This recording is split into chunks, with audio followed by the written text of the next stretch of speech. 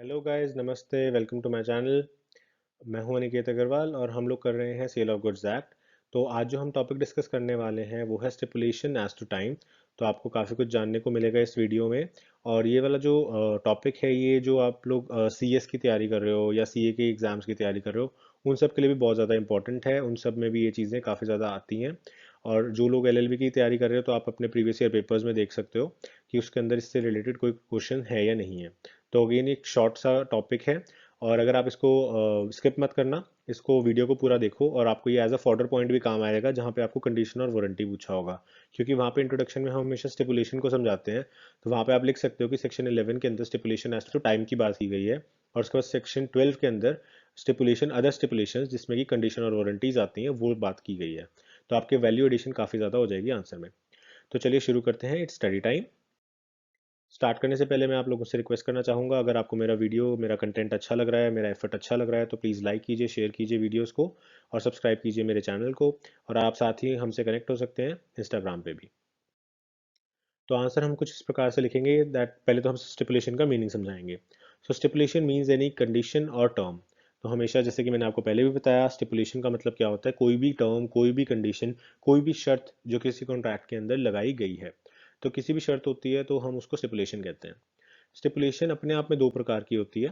ठीक है, as to time for payment and as to time for others. ठीक है, तो बेसिकली जो टर्म है वो दो तरह की होगी,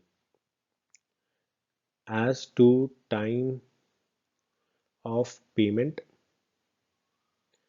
और दूसरी होगी एज टू टाइम अदर। में मैं डिलीवरी लेता हूँ, सपोज डिलीवरी, ये एग्जाम्पल के तौर पे ले रहा हूँ, कोई और भी चीज़ हो सकती है, मैन्युफैक्चरिंग हो सकती है, कंस्ट्रक्शन हो सकती है, कुछ भी हो सकती है। ठीक है, जैसे सपोज करो फ्लैट 1 साल में तैयार हो रहा है, तो वो again time for construction of flat हो गया। ठीक है, वैसे तो वो भी डिलीवरी में आ जाएगा। तो बेसिकली इस तरह से दो भागों में हम बांट सकते हैं किसको, स्टिपुलेशन को। कौन सी वाली स्टिपुलेशन, जो टाइम की स्टिपुलेशन है। ठीक है, ये कहाँ पे गिवन है, ये हमें section number 11 of sale of goods act में गिवन है। इसके लिए जर्नल रूल हमारे पास होता है, हम पहले वाला पढ़ रहे हैं अब, stipulation as to time for payment. तो stipulation as to time for payment के अंदर एक जर्नल रूल है। जर्नल रूल क्या है कि stipulation as to time of payment is never the essence of the contract. अब यहाँ पे वर्ड समझो, essence of contract. Essence of contract का मतलब ये हो गया कि वो कॉन्ट्रैक्ट का इतना ज़्यादा इंपॉर्टेंट पार्ट है कि अगर वो चीज़ नहीं हुई तो वो कैंसिल ही हो जाएगा कॉन्ट्रैक्ट, उस कॉन्ट्रैक्ट की ही कोई वैल्यू नहीं बनेगी। ठीक है, तो कॉन्ट्रैक्ट की कोई वैल्यू नहीं बनेगी तो मतलब कॉन्ट्रैक्ट अपने आप में नॉन एग्जिस्टेंस हो जाएगा, वॉइड हो जाएगा। तो या एक पार्टी उसे कैंसिल कर सकती है कॉन्ट्रैक्ट को। ठीक है, तो एसेंस ऑफ कॉन्ट्रैक्ट नहीं है क्या, अगर कोई कंडीशन लगाई गई है टाइम ऑफ पेमेंट की। तो सपोज करो ए ने बी से सामान खरीदा और उसने कहा मुझे पेमेंट जो है आप 1 अप्रैल को दे देना। अभी 1 अप्रैल को पेमेंट वो नहीं करता, तो इसका मतलब ये नहीं है कि आपका जो कॉन्ट्रैक्ट है वो कैंसिल हो जाएगा। तो एग्जाम्पल में देखते हैं, if the buyer fails to pay the seller money on time, seller can not repudiate और कैंसिल द कॉन्ट्रैक्ट। तो जैसा कि मैंने आपको बताया, 1 अप्रैल को अगर आपको पैसे नहीं मिले तब भी आप कॉन्ट्रैक्ट को कैंसिल नहीं कर सकते। अब नेक्स्ट पार्ट पे आ जाते हैं, हाउएवर। तो इसके अंदर एक केवियट है, एक कंडीशन है। However parties are free to make the terms in a contract which makes time payment the very essential condition of the contract. तो अगेन, अगर पार्टीज चाहें तो म्यूचुअल कंसेंट से कॉन्ट्रैक्ट के अंदर जो टाइम की कंडीशन है उसको मेन पार्ट ऑफ कॉन्ट्रैक्ट बना सकती हैं। कैसे बनाएंगी?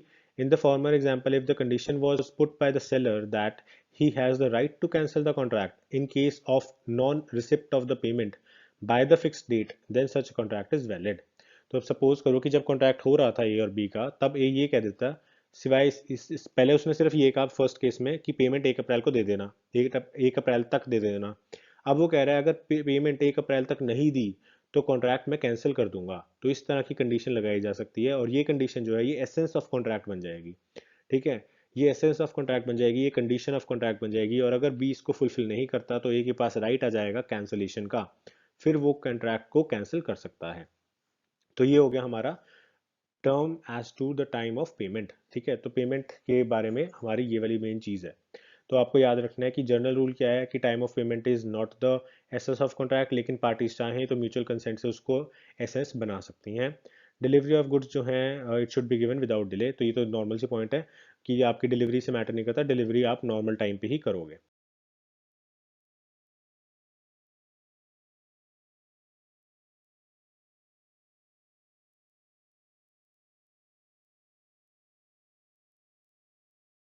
नेक्स्ट आ जाता है पार्ट 2 इस आंसर का। तो इसके अंदर आ गया आपका स्टिपुलेशन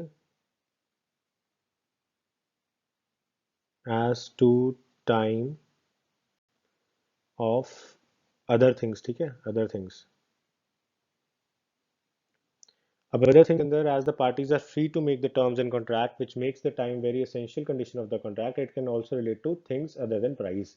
तो प्राइस के अलावा यानी कि पेमेंट के अलावा भी आप किसी और चीज़ के लिए स्टिपुलेशन बना सकते हो। अब ये अदर थिंग कौन सी हो सकती है, जैसे मैंने आपको एग्जांपल दिया delivery of goods. Delivery of goods का एग्जांपल ले लो। For example I want this suit to be delivered before 1 June because my marriage is on 2 June. अब मैं एक दुकानदार के पास गया, ये एक दुकानदार के पास गया, उसने कहा कि मुझे जो सूट है वो 1 जून तक तैयार करके दे दीजिए क्योंकि 2 जून को मेरी शादी है। तो जब आपकी 2 जून को शादी है तो 1 तारीख को आपको सूट चाहिए, तो ये क्या बन गया, एसेंस ऑफ कॉन्ट्रैक्ट बन गया। ये एक वेरी एसेंशियल कंडीशन बन गया जिसके बिना कॉन्ट्रैक्ट एग्जिस्ट ही नहीं करेगा। अगर आप उसको 2 जून को या 3 जून को सूट देते हो तो उसके लिए कोई मतलब ही नहीं है उस सूट का। ठीक है। तो इसीलिए अगर पार्टीज चाहें तो इस तरह की कंडीशन लगा सकती हैं। ऐसे केस में ए के पास क्या राइट आ जाएगा, टू कैंसिल द कॉन्ट्रैक्ट। वो जैसे कि पहले हमने देखा पेमेंट के टाइम पे, इसी तरीके से यहाँ पे भी फिर वो कॉन्ट्रैक्ट को कैंसिल कर सकता है। और बी जो है उसको सू नहीं कर सकता, बाउंड नहीं कर सकता कि तेरे को सामान लेना ही पड़ेगा क्योंकि उसने ब्रीच किया किस चीज़ का, एसेंशियल कंडीशन ऑफ कॉन्ट्रैक्ट का। इसके अंदर भी जनरल रूल सेम ही है। जनरल रूल यही है कि अगर एक स्टिपुलेशन एज टू टाइम होगा तो वो एसेंस ऑफ कॉन्ट्रैक्ट नहीं है। यानी कि अगर सपोज करो आप पिज़्ज़ा हट से पिज़्ज़ा मंगवाते हो और वो कहते हैं 30 मिनट्स में आपको डिलीवर हो जाएगा। ठीक है, हम यहाँ पे फ्री वाली कोई चीज़ नहीं देख रहे, हम सिर्फ ये देख रहे हैं कि 30 मिनट्स में डिलीवर हो जाएगा। और वो 30 मिनट्स में डिलीवर नहीं होता, 35th मिनट पे डिलीवर होता है। तो आप मना लेने से मना नहीं कर सकते, आपको लेना पड़ेगा। क्योंकि भले ही वो स्टिपुलेशन एज टू टाइम थी, एक टर्म दी हुई थी, एक कंडीशन लगाई गई थी जो कि आपके टाइम को दिखा रही है कि इसके डिलीवरी टाइम ये है। ठीक है, लेकिन फिर भी वो एसेंस ऑफ कॉन्ट्रैक्ट नहीं है। वो इतना ज़रूरी नहीं है कि उसके बिना आपका कॉन्ट्रैक्ट ही खत्म हो जाए, आप पिज़्ज़ा ही ना लो, इतना ज़रूरी नहीं है वो। लेकिन अगर उसी के अंदर ये लिखा होता, अगर वो एक इस तरह से कॉन्ट्रैक्ट होता, कस्टमर कहता कि अगर 30 मिनट्स में मुझे नहीं मिला तो मैं पिज़्ज़ा लूंगा ही नहीं, और रेस्टोरेंट इस बात को मान लेता, उस केस में वो एसेंस ऑफ कॉन्ट्रैक्ट बन जाता। उस केस में अगर 35th मिनट पे आपको पिज़्ज़ा मिलता तो क्योंकि कॉन्ट्रैक्ट में ऐसा लिखा है आप उसको कैंसिल कर सकते थे। तो बेसिकली ये इसके अंदर आ गया। तो बेसिकली कुछ भी नहीं है, स्टिपुलेशन है, दो तरह की हो सकती है, एक तो टाइम ऑफ पेमेंट और एक हो गया टाइम ऑफ डिलीवरी या अदर थिंग्स। ठीक है। और इसके अंदर जो कंडीशंस है वो जिस प्रकार से हैं कि आप ये चीज़ कब मना सकते हो। स्टिपुलेशन कोई भी तब मान्य होएगी जब या तो दोनों पार्टीज उस चीज़ को मान जाएं। ठीक है, जैसे कि दोनों पार्टीज पिज़्ज़ा हट वाले केस में मान गई जब आपने कस्टमर ने कंडीशन रखी और सामने वाले पार्टी मान गई तो दोनों पार्टीज एग्री होगी। या फिर जो डिले है वो एक इंजरी कॉज कर रहा है टू अदर पर्सन। अब इसका एग्जांपल देखो कि ए जो है इसकी एक ऑरेंज जूस की फैक्ट्री है और ये बी जो है ये इससे ऑरेंजेस खरीदता है। अब इसने कहा कि मुझे फैक्ट्री के लिए 1 अप्रैल तक आप 400 kg ऑरेंजेस दे दो। ठीक है, लेकिन ये 1 जून को देता है, डिलीवरी ये 1 जून को कर रहा है। अब यहाँ पे कोर्ट देखेगी, बेसिकली सेकंड और जो थर्ड पॉइंट है ये कोर्ट के लिए है, कोर्ट एग्जामिन करेगी। तो कोर्ट देखेगी ये इतना ज़्यादा इनऑर्डिनेट डिले था, 2 महीने का डिले था, जिसके कारण इसको इंजरी हो रही है, किसको, अदर पर्सन को, जो बोनाफाइडी पर्सन है। तो इसका मतलब क्या है कि जो ऐसे जो इंटेंशन पार्टीज की थी वो उस टाइम पे ये रही होंगी कि इसको क्योंकि इंस्टेंटली जूस निकालना है, इंस्टेंटली बेचना है, तो इसका मतलब पार्टीज की इंटेंशन उस टाइम क्या थी। तो कोर्ट का काम हमेशा ये होगा कि इंटेंशन का पता लगाए फैक्ट से कि इंटेंशन क्या थी। तो इंटेंशन ऑफ पार्टीज ये रही होगी कि हम जूस को इंस्टेंटली निकाल लें। तो 2 महीने का और वैसे भी बहुत ज़्यादा इनऑर्डिनेट डिले है। 2 महीने का, 15 दिन का चलो डिले होता तो बंदा सहन भी कर लेता, 2 महीने का बहुत ज़्यादा डिले हो गया। इससे इंजरी क्यों कॉज हुई है, किसको, सेकंड पार्टी को। तो इसीलिए इस केस के अंदर वो कह सकते हैं कि भाई इसमें जो टाइम ऑफ डिलीवरी है वो एसेंस ऑफ कॉन्ट्रैक्ट है। सिमिलरली अगर कोई और केस है जिसमें नेचर और सर्कमस्टांसिस कुछ इस प्रकार से हैं कि आपका जो एसेंस ऑफ कॉन्ट्रैक्ट है वो हमें इंटेंशन से पता चल रहा है।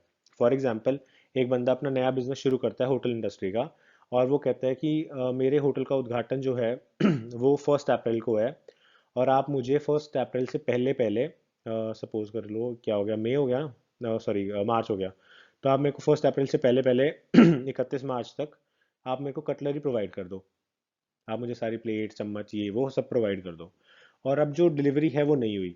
तो इससे हमें क्लियरली कट पता चल रहा है कि कॉन्ट्रैक्ट में लिखा हुआ है होटल कब खुलना है, बिजनेस शुरू होना है 1 अप्रैल को, सामान आपको उससे पहले चाहिए और फिर भी आप सप्लाई नहीं कर पा रहे। तो इसका मतलब क्या हुआ कि आपकी इंटेंशन जो थी वो क्लियर थी कि एक ये जो टाइम है ये एसेंस ऑफ कॉन्ट्रैक्ट है।